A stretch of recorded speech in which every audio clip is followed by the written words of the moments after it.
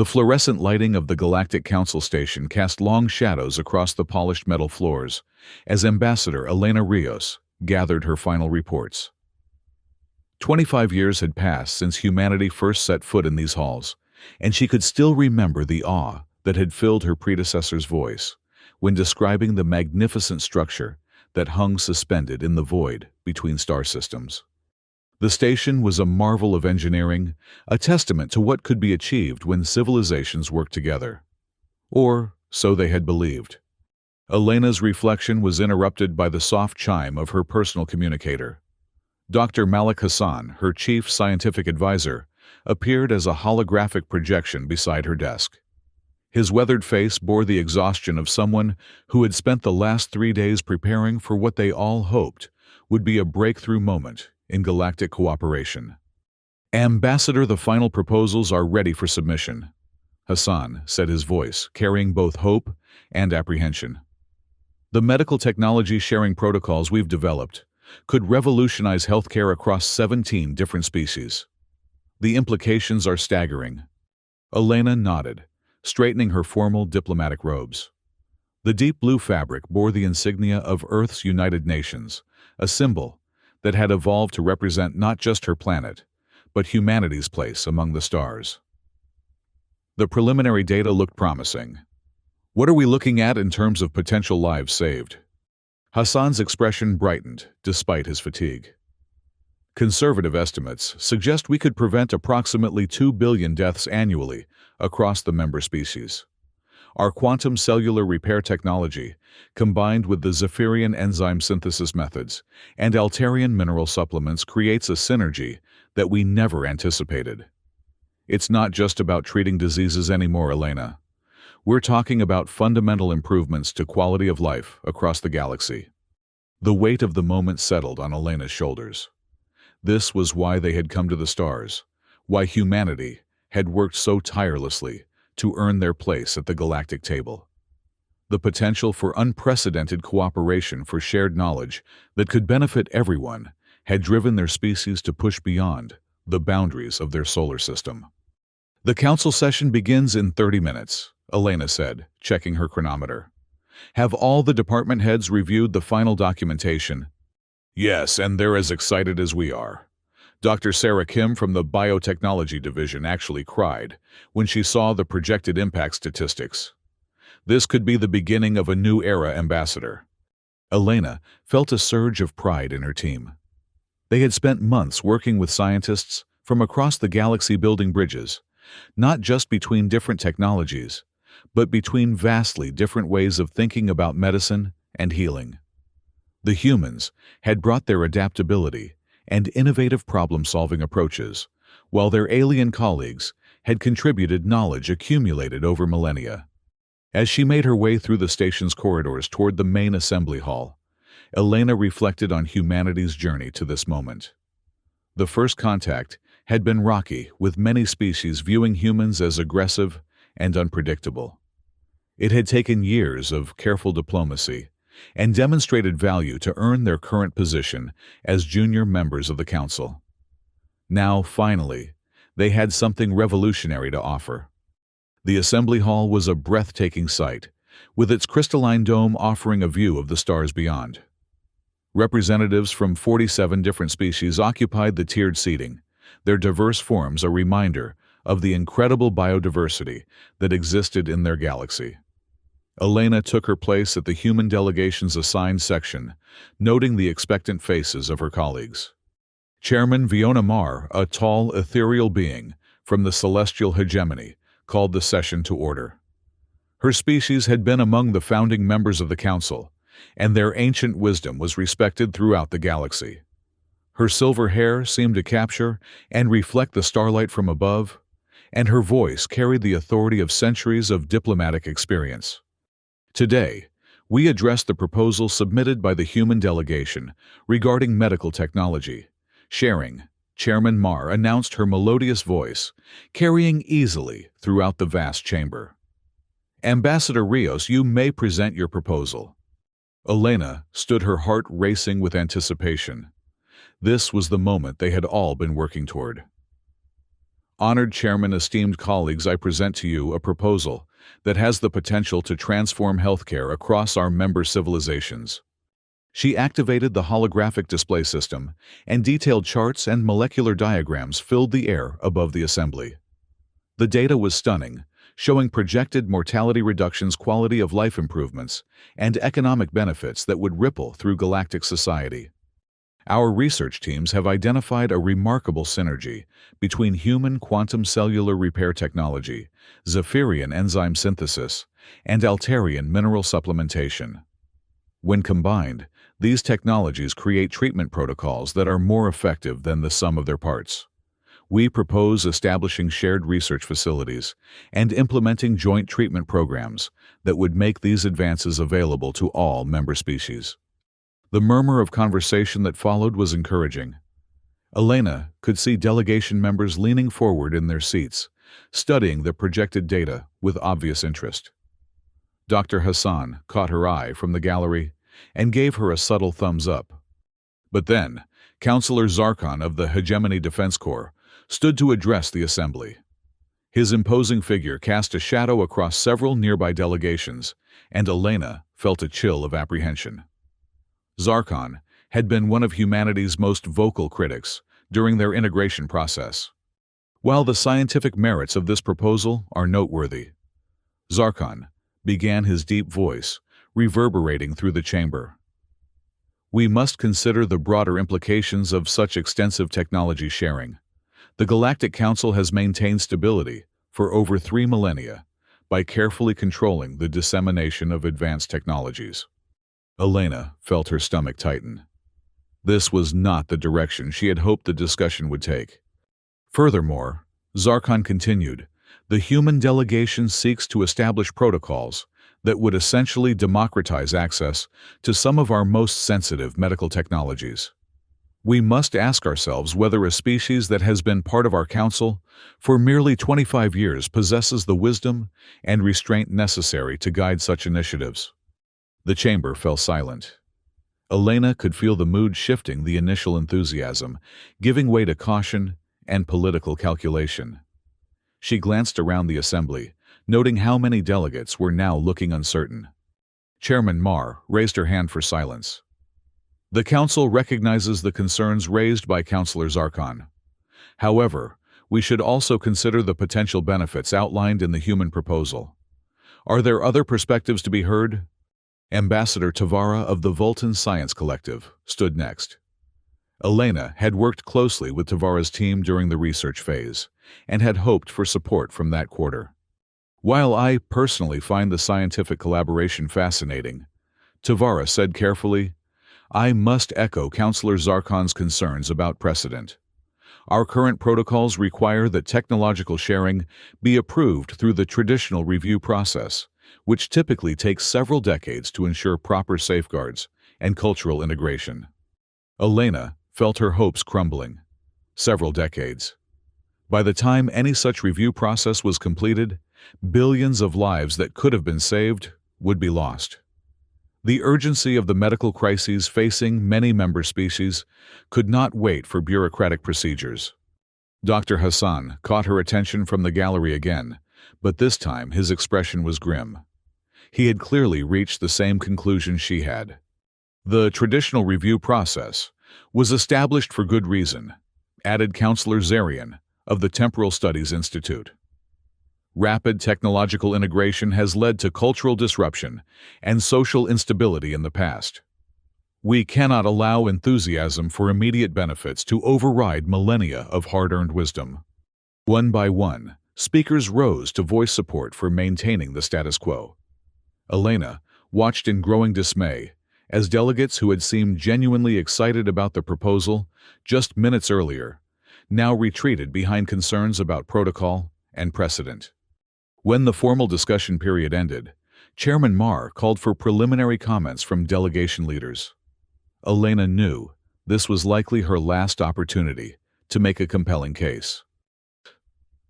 Honored Chairman. She began, standing once more. I understand the Council's commitment to careful deliberation. However, we are not discussing abstract policies or theoretical technologies. We are talking about preventing 2 billion deaths every year. Every day we delay implementation, millions of beings across our member worlds suffer and die from conditions that we now have the ability to treat. She paused, looking around the chamber, at faces that had grown increasingly distant and formal. The human delegation has spent 8 months working in genuine partnership with scientists from 17 different species. This proposal represents exactly the kind of collaborative innovation that the Council was founded to encourage.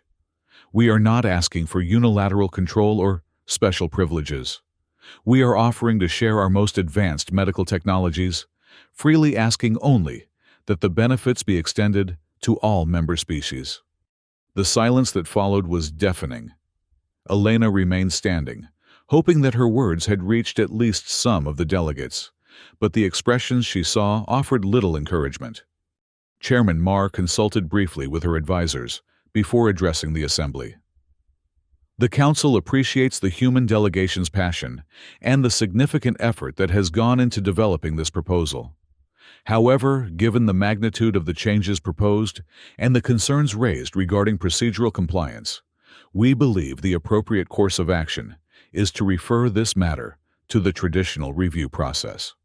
Elena felt the words hit her like a physical blow. Chairman Marr, with respect, the traditional review process could take 40 to 50 years. The medical crises we are addressing cannot wait that long. The Council understands the human delegation's sense of urgency, Chairman Marr replied coolly. However, our procedures exist precisely to prevent hasty decisions that might have unintended consequences. The matter is referred to the review committee, which will schedule initial hearings within the next 18 months. The gavel fell, and Elena knew the decision was final. Around her, delegates began to file out of the chamber, many avoiding eye contact with the human delegation. The excitement and hope that had filled the air just an hour earlier had been replaced by the cold formality of bureaucratic procedure. Dr. Hassan made his way down from the gallery, his face reflecting Elena's own disappointment and frustration. 18 months, just for initial hearings, he said quietly. By the time they reach a final decision, assuming they ever do, we'll have lost an entire generation to preventable diseases. Elena nodded, feeling the weight of failure settling on her shoulders. But as she watched the last of the delegates departing, something else began to grow alongside her disappointment. It was a cold, sharp anger at the casual dismissal of suffering, at the prioritization of procedure over the lives of billions of beings. Dr. Hassan, she said slowly, please schedule an emergency staff meeting for all department heads. We need to discuss our options. What are you thinking, Ambassador? Elena looked around the now empty assembly hall at the crystalline dome that had seemed so inspiring just hours earlier. Now it felt more like a prison, a beautiful cage that trapped good intentions behind layers of bureaucracy and political calculation. I'm thinking that if the Council doesn't value our contributions enough to act on them, perhaps they don't deserve to benefit from them at all. The staff meeting convened in the human delegation's private conference room 2 hours later. Elena looked around the table at the faces of the 12 department heads who represented humanity's contribution to the Galactic Council. These were some of Earth's finest minds, scientists and engineers and diplomats, who had dedicated their careers to the dream of galactic cooperation. I'll be direct, Elena began. The Council has rejected our medical technology sharing proposal, consigning it to a review process that could take decades. In the meantime, billions of beings will die from conditions we could treat today. Dr. Hassan nodded grimly. The data was clear. The Council members understood exactly what we were offering and what the stakes were. They chose bureaucracy over lives. More than that, added Dr. Kim from the Biotechnology Division, her voice tight with anger. They dismissed our entire approach as if we were children proposing to play with dangerous toys. 25 years of contribution to this council, and they still see us as junior partners who need to be managed rather than colleagues to be respected. Elena felt the mood in the room, the combination of disappointment and indignation that mirrored her own feelings. I want everyone's honest assessment. Do you believe that our continued participation in the Council under current circumstances serves humanity's interests or the interests of galactic civilization? The question hung in the air for a long moment. Finally, Dr. Hassan spoke. Ambassador, I've spent 15 years working with Council research institutions. The bureaucracy has gotten worse every year, not better. Projects that should take months are stretched into years. Innovation is discouraged in favor of incremental improvements to existing technologies.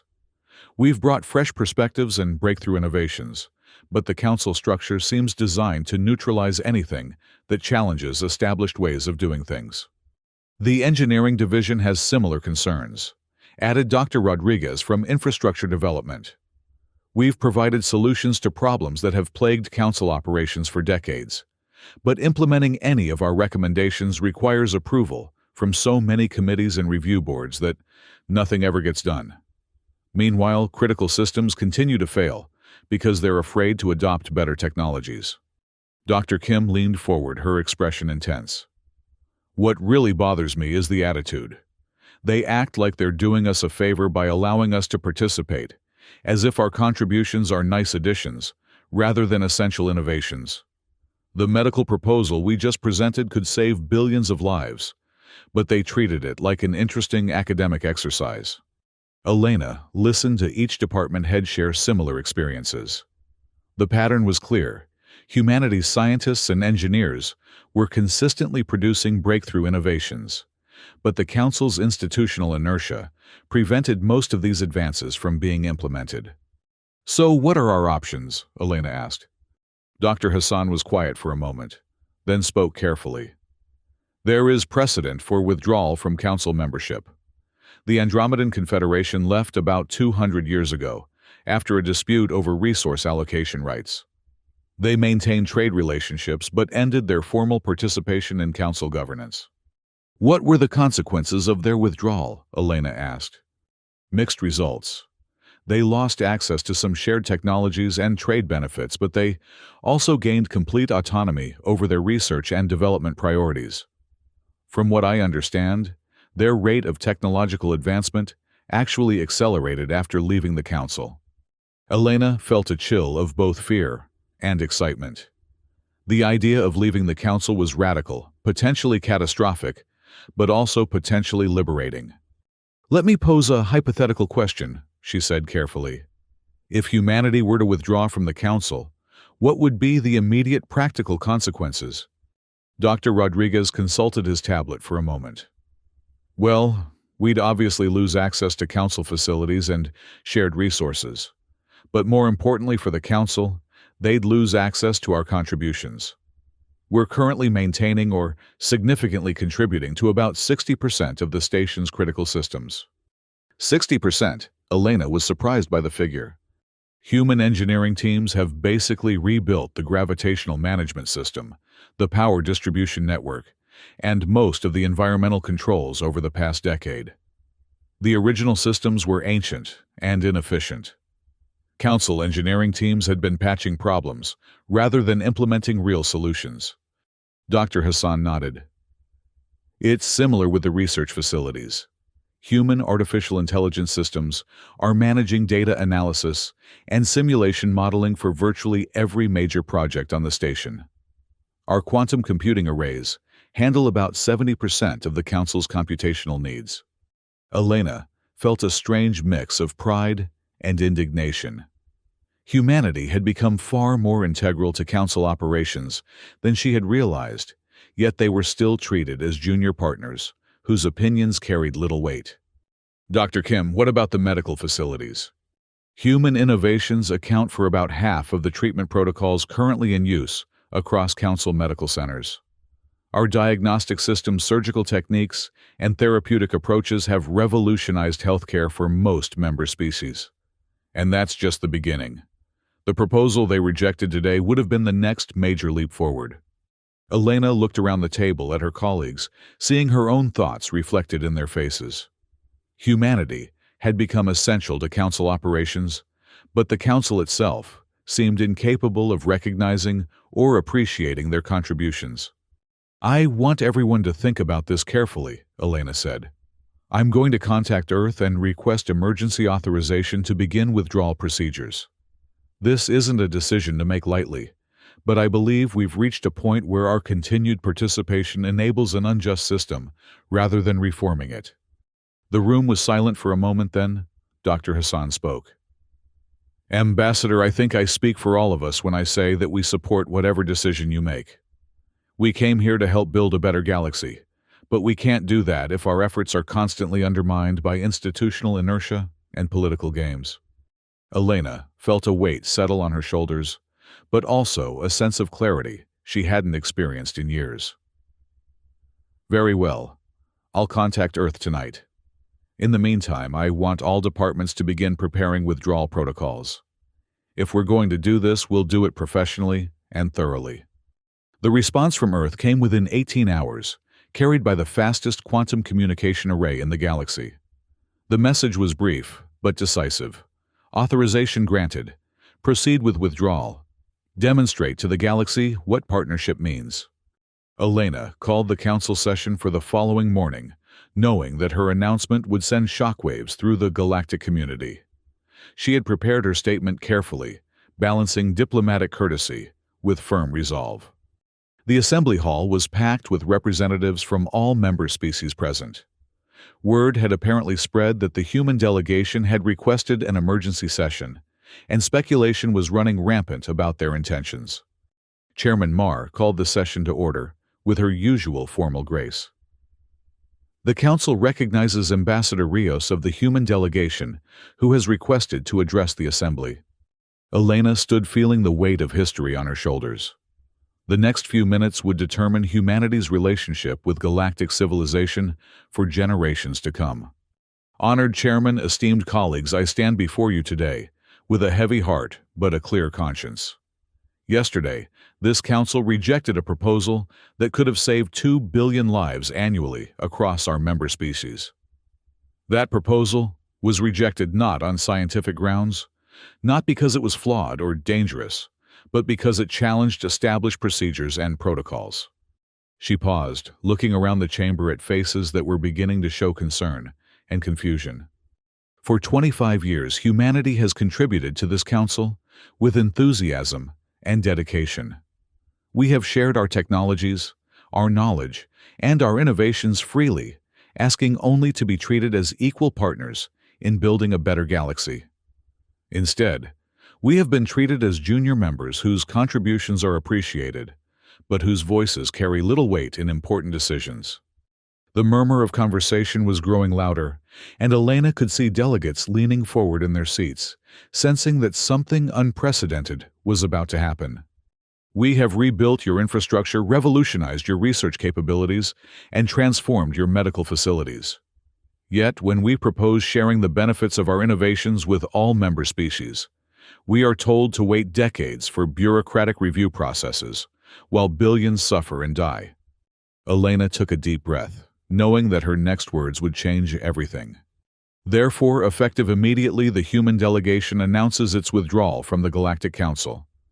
We will be initiating the Exodus Protocol to retrieve all human personnel and technologies from Council facilities within the next 30 days. The silence that followed was absolute. Elena could hear her own heartbeat in the sudden quiet of the chamber. Then, like a dam bursting, the assembly erupted into chaos.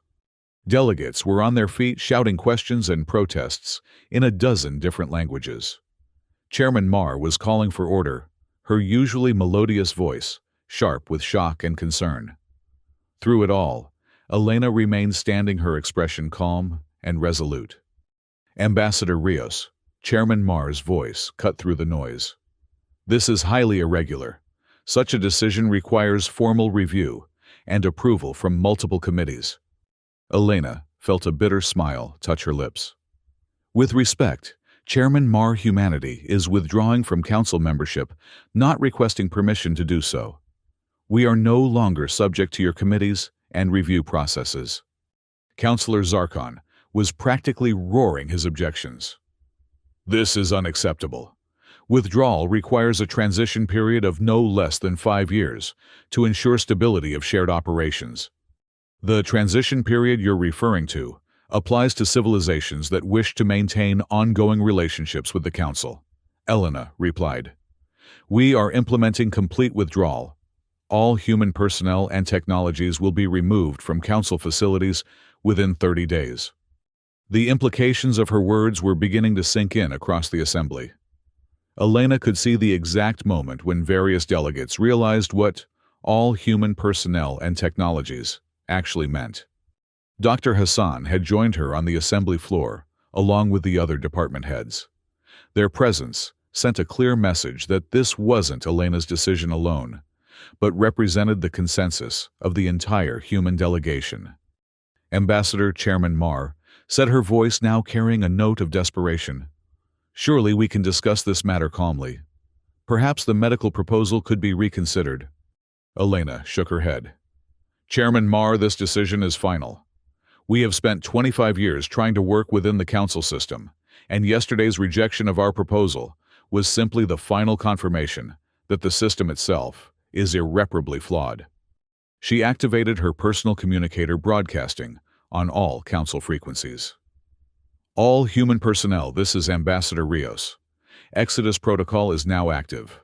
Begin immediate preparation for departure. All department heads report to Conference Room Alpha for final coordination. The assembly was still in chaos as Elena and her team filed out of the chamber.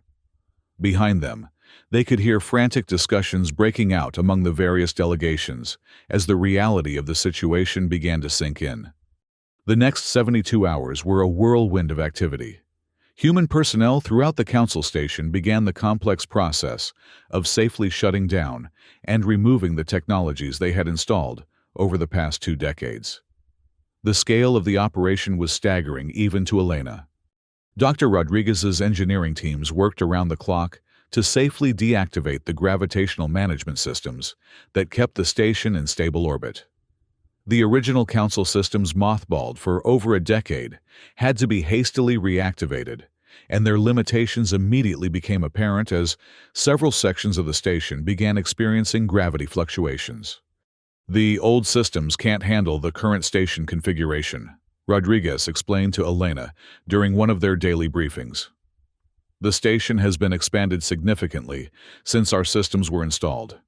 They're going to experience ongoing stability problems until they either upgrade or downsize.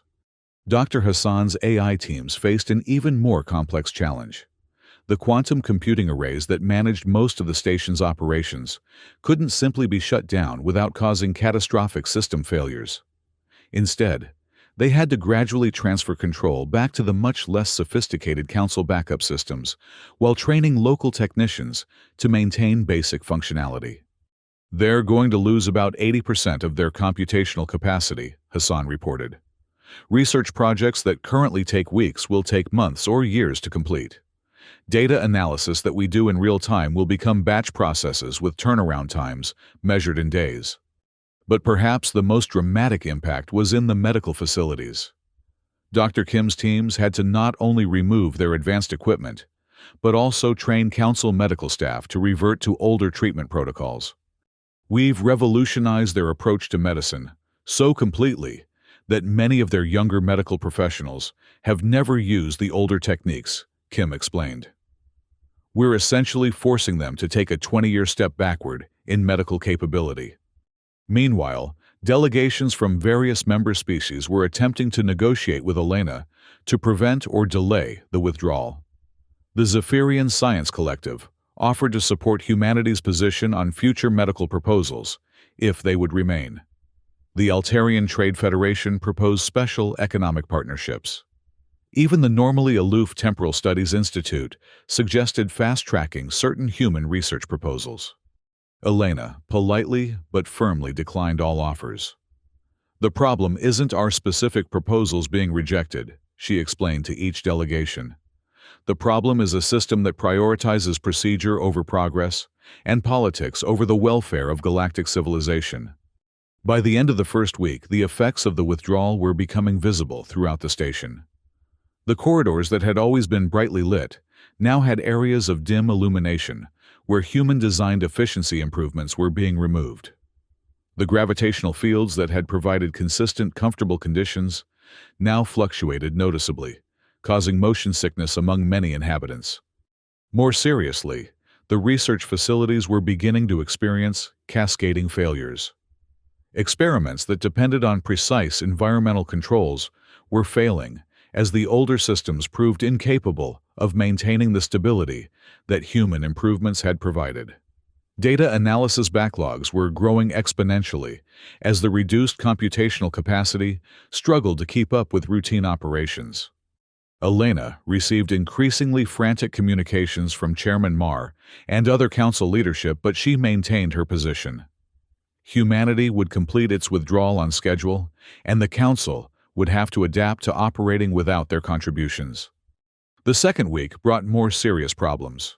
The early warning systems that monitored the galactic border regions for signs of Vraxian raider activity began experiencing communication failures. These systems had been extensively upgraded by human engineering teams, and the older backup systems lacked the range and sensitivity needed for effective monitoring. "We're getting intermittent signals from about 60% of the monitoring stations," reported Commander Sarah Chen from the Defense Coordination Office.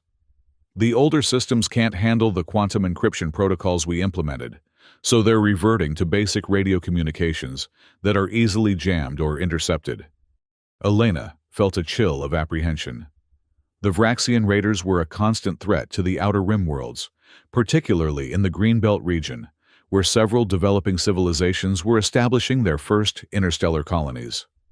The early warning network was crucial for coordinating defensive responses to raider incursions. "How long before the Council can restore full monitoring capability?" Elena asked. Commander Chen shook her head grimly.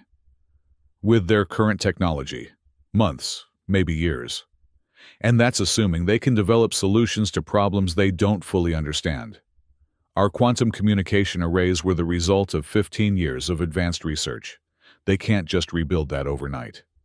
Elena made a note to include this information in her daily briefing to Earth. The Vraxian threat was one aspect of the withdrawal that genuinely concerned her, but the Council had made their choice when they rejected partnership in favor of bureaucratic control. The third week brought news that Elena had been both expecting and dreading. Reports began filtering in from the Greenbelt region of increased Vraxian raider activity. Without the early warning system functioning properly, several colonies had been caught unprepared by sudden attacks. Chairman Marr's communications became increasingly desperate. "Ambassador Rios, we are facing a humanitarian crisis in the Greenbelt. 3 colonies have been attacked and we have no warning of incoming raiders. Surely the lives of innocent beings outweigh our political differences." Elena felt the weight of those lives on her conscience, but she also recognized the manipulation implicit in Chairman Marr's appeal. "Chairman Marr, the Council chose to reject our proposal to share life-saving medical technology, claiming that bureaucratic procedures were more important than lives. You cannot now claim that human cooperation is essential when it serves your interests." The fourth week brought catastrophe. A massive Vraxian fleet, taking advantage of the collapsed early warning network, penetrated deep into Greenbelt space before being detected. By the time Council defense forces could respond, 7 colonies had been attacked and 4 had been completely destroyed. The death toll was staggering: over 200,000 beings killed and hundreds of thousands more displaced as refugees. The remaining Greenbelt colonies were in panic, demanding immediate evacuation or massive defensive reinforcements that the Council couldn't provide quickly enough. Elena received an emergency communication from Earth's leadership. "Ambassador, the situation has escalated beyond our projections. While we support your decision to withdraw, we cannot stand by while innocent beings suffer. What are your recommendations?" Elena stared out at the stars through her office viewport, feeling the weight of moral responsibility pressing down on her. The withdrawal had been intended to demonstrate humanity's value to the Council, not to enable mass destruction by galactic pirates. "The Council is learning the consequences of their choices," Elena replied to Earth. "But so are innocent beings who had no voice in those choices. We need to consider our options carefully." Before she could formulate a response to Earth, Her communication system chimed with an incoming priority message from Chairman Marr. The normally composed leader appeared haggard and desperate in the holographic projection. Ambassador Rios, on behalf of the Galactic Council, I formally request emergency assistance from humanity in restoring the early warning network. We will provide any compensation you consider appropriate. Elena studied Chairman Marr's face, seeing genuine distress, and perhaps for the first time real respect for humanity's capabilities. Chairman Marr, the early warning network was one component of an integrated defense system that included threat assessment algorithms, response coordination protocols, and strategic planning frameworks. Restoring just the monitoring stations won't solve your problem. Then what would solve our problem, Ambassador? Elena felt a moment of clarity. This was the opportunity she had been hoping for, the chance to demonstrate not just humanity's value, but the importance of genuine partnership. What would solve your problem? Chairman Marr is treating humanity as an equal partner in galactic affairs, rather than as a junior member whose contributions are appreciated but whose voice is ignored. The silence stretched between them for a long moment. Finally, Chairman Marr spoke, her voice quiet but firm. Ambassador Rios, therefore, am calling an emergency session of the full council for tomorrow morning. I believe it is time for us to reconsider our approach to galactic cooperation. Elena nodded. Humanity will attend that session, Chairman Marr, and we will bring some proposals for your consideration. The emergency session of the Galactic Council was unlike anything in the organization's 3,000-year history. For the first time, representatives from every member species were present, along with delegates from several non-member civilizations who had been affected by the crisis in the Greenbelt. Elena entered the assembly hall to find it transformed. The formal seating arrangements had been modified to place the human delegation at the same level as the founding members, rather than in the elevated junior member section they had previously occupied. Chairman Marr called the session to order, her voice carrying a gravity that Elena had never heard before. Esteemed colleagues, we face a crisis that has exposed fundamental flaws in our approach to galactic cooperation. The withdrawal of humanity from our council has demonstrated that we have failed to properly value the contributions of our member civilizations. The admission sent a ripple of surprise through the assembly. Elena could see delegates exchanging glances, clearly shocked by Chairman Marr's candid acknowledgement of the council's failures.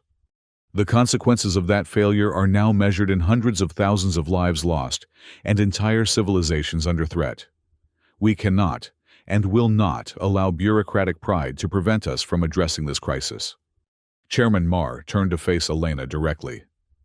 Ambassador Rios, humanity's contributions to this council have been invaluable, and we formally acknowledge that our rejection of your medical technology proposal was short-sighted and wrong. We invite you to address this assembly with any proposals you believe would improve our effectiveness and prevent future tragedies. Elena stood feeling the weight of the moment. This was the opportunity she had hoped for, but the cost in lives had been far higher than she had anticipated. Honored Chairman, esteemed colleagues, humanity appreciates this acknowledgement. However, words alone cannot undo the damage that has been done. What we need is fundamental reform of how this council operates. She activated the holographic display system, showing a detailed analysis of the crisis in the Greenbelt. The Vraxian raiders were able to penetrate so deeply into council space because our early warning network had been crippled by institutional neglect. The network itself was functional, but the council's bureaucratic procedures prevented necessary upgrades and improvements from being implemented. The display showed a timeline of proposed improvements to the defense network, along with the committee reviews and approval processes that had delayed implementation for years. This pattern repeats across every major system. Life-saving medical technologies are delayed by review processes. Infrastructure improvements are stalled by procedural requirements. Innovation is discouraged in favor of maintaining the status quo. Elena looked around the assembly, seeing nods of recognition from many delegates. Humanity proposes the establishment of a new framework for galactic cooperation, one based on genuine partnership and shared responsibility, rather than hierarchical control. We call it the Equality Accords. The display shifted to show the proposed framework, streamlined decision-making processes, mandatory implementation timelines for approved technologies, and shared authority for crisis response. Under this framework, life-saving technologies like our medical proposal would be fast-tracked for implementation. Defense systems would be continuously upgraded based on current threats rather than historical procedures. Innovation would be encouraged and supported rather than subjected to decades of bureaucratic review. Elena paused, letting the proposal sink in. Most importantly, all member civilizations would have equal voice in decisions that affect galactic welfare, regardless of how long they have been members or how ancient their histories may be. The silence that followed was different from the shocked quiet that had greeted humanity's withdrawal announcement. This was a thoughtful silence, as delegates considered the implications of what Elena was proposing. Councillor Zarkon was the first to speak. Ambassador Rios, while I appreciate the urgency behind your proposal, surely you understand that 3 millennia of established procedures cannot be discarded overnight. Elena felt a flicker of her old frustration but controlled it. Councillor Zarkon, 3 millennia of established procedures just enabled the worst humanitarian disaster in Council history. How many more lives are you willing to sacrifice to preserve those procedures? The question hung in the air like a challenge. Elena could see other delegates nodding in agreement with her point. Ambassador Tavara of the Voltan Science Collective stood next. Ambassador Rios, the scientific community, has long been frustrated by the barriers to innovation within current council structures. Your proposal for streamlined technology implementation could accelerate progress across all fields of research. The medical implications alone are staggering, added Dr. Viridian from the Altarian Medical Institute. The technologies that were rejected 3 weeks ago could have prevented countless deaths, even during this current crisis. One by one, speakers rose to voice support for reform. Elena watched with growing hope as delegates who had been silent during the original medical proposal now spoke passionately about the need for change. But it was Chairman Marr's final statement that sealed the decision. This council was founded on the principle that cooperation between civilizations could create benefits greater than any single species could achieve alone. We have lost sight of that principle, allowing tradition and hierarchy to override our fundamental mission. She stood, her ethereal form seeming to glow in the starlight, streaming through the crystalline dome. I propose that we accept Ambassador Rios's framework as the foundation for a new era of galactic cooperation. The Equality Accords will be implemented immediately with emergency protocols to address the current crisis in the Greenbelt. The vote was overwhelming, 43 civilizations in favor, 3 abstentions, and only 1 opposition from a minor faction that had historically resisted any changes to council procedures. Elena felt a wave of relief and satisfaction wash over her. Chairman Marr, humanity accepts the Council's invitation to return to full membership under the new framework. We will immediately begin restoring the defense network and implementing emergency medical protocols for the Greenbelt refugees. The work that followed was intense, but gratifying. Human engineering teams working in genuine partnership with Council technicians restored the early warning network within 60 hours. The medical teams began treating Greenbelt refugees with the advanced protocols that had been rejected just a month earlier, saving thousands of lives that would have been lost to treatable injuries and diseases. More importantly, the cultural shift within the Council was dramatic. The Equality Accords didn't just change procedures, they changed attitudes.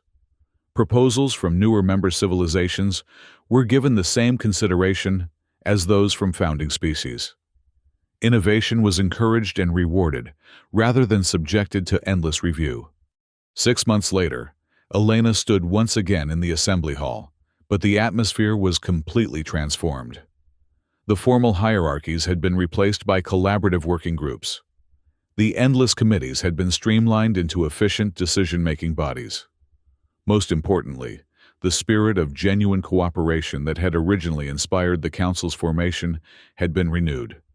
The medical technology sharing program has now been fully implemented across all member civilizations. Elena reported to the Assembly. Mortality rates have decreased by an average of 30%, with some species seeing even more dramatic improvements. The applause that followed was warm and genuine, a far cry from the polite acknowledgments that had characterized Council proceedings in the past. Chairman Marr stood to address the Assembly. Ambassador Rios, 6 months ago, you challenged this Council to live up to its founding principles. The results speak for themselves. Death rates from preventable diseases have plummeted. Infrastructure failures have been reduced by over 80%. Research productivity has increased exponentially. She paused, looking around the Assembly at faces that reflected engagement and enthusiasm, rather than the bored formality of the past. Most importantly, we have rediscovered what it means to be partners in building a better galaxy. The Equality Accords have not just improved our effectiveness, they have restored our sense of shared purpose. Elena felt a deep satisfaction as she looked around the Assembly. The crisis that had driven humanity to withdraw had ultimately led to the most significant positive change in galactic civilization in centuries. The crystalline dome above them still offered the same view of the stars, but now it seemed to represent possibility rather than constraint. Somewhere out there, beings who would have died from preventable diseases were living healthy lives. Colonies that would have been destroyed by raiders were protected by effective early warning systems. Scientists, who would have been frustrated by bureaucratic barriers, were making breakthrough discoveries. Elena's personal communicator chimed with a message from Earth. Outstanding work, Ambassador. The galaxy is a better place because of your courage and wisdom.